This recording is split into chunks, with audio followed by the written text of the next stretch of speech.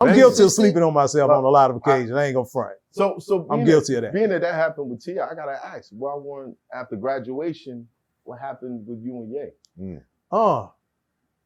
Ye started working a different way after that. He started really wanting to have like a lot of cooks in the kitchen, you know, working on one meal type, you know. Right. It'd be different if you say, all right, we'll bring these cats in, we're gonna do an Italian cuisine. Right. Okay, this day we're gonna do a Jamaican cuisine. Oh, we're gonna do Mexican cuisine. But it was just so many different, you know, you walk through the mall and food court and you might get sick because you got the wings over here and the Chick-fil-A and all them. Yeah, all the scents. And all them scents and it's kind of with you. I don't even like entering through the food court in the mall no more. I like going another way because me a little bit. Right. So it's kind of like, it's that whole analogy. It was just too many cooks in the kitchen on the last time. I was in Hawaii, the Dark Twisted Fantasy album. It was me, No ID. Ross was out there, Pusha, and that's when he was dating Amber back then.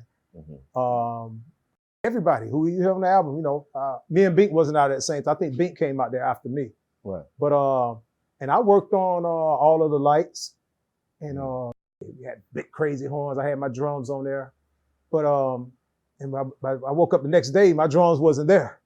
It was like a whole nother beat. You know what I mean? Yeah. I'm like, where's the other version, dude? He's like, no, man, I like these drums. I'm like, well, where them drums come from? They're from another producer.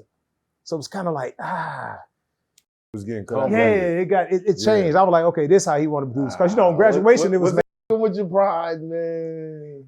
I wouldn't just say pride. It was a thing like, this ain't how we cook. Bink said it's an integrity thing. Bink was very because in graduation, it was like one-on-one. And then other producers might come through and work, but it was more intimate about what they were gonna do. Right. More than them putting something on my track or me putting something on theirs. Right.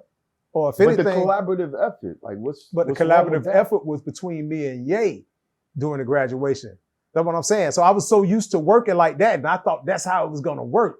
But just having so many producers, come on, man. Like now when you look at them albums now, look how many songs on there. I mean, how many names on the fucking credits or the writers. Yeah. Man, when you crunch publishing numbers, man, you ain't coming out with.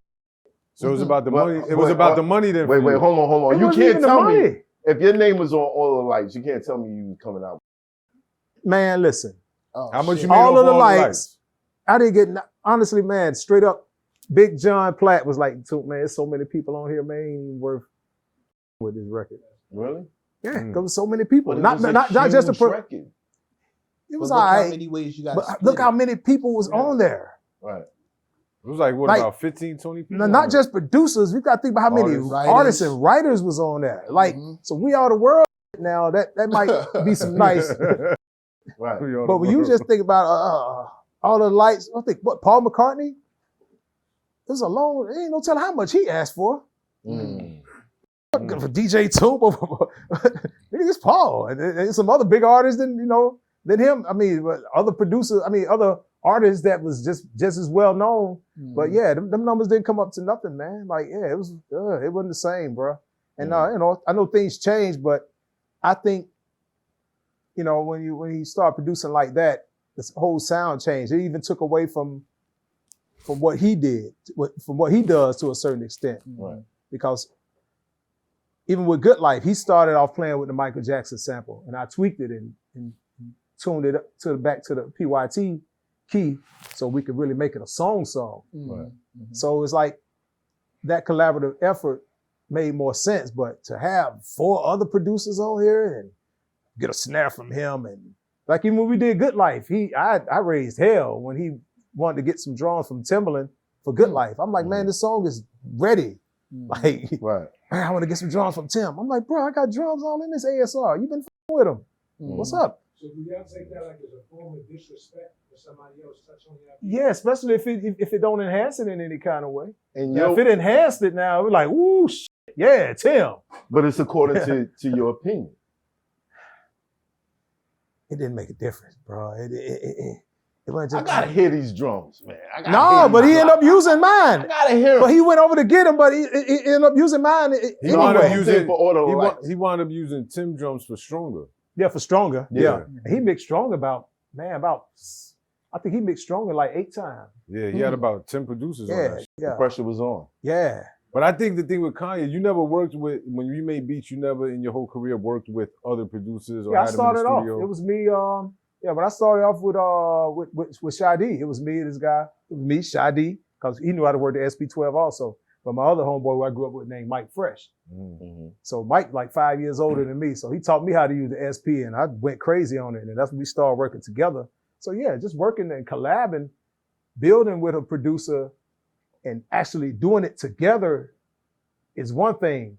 But you laying some shit down and everybody like, ugh, you know, you get that face like, ugh, that shit hard, wow. And it's like, they come back the next day, press play, and it's like, huh?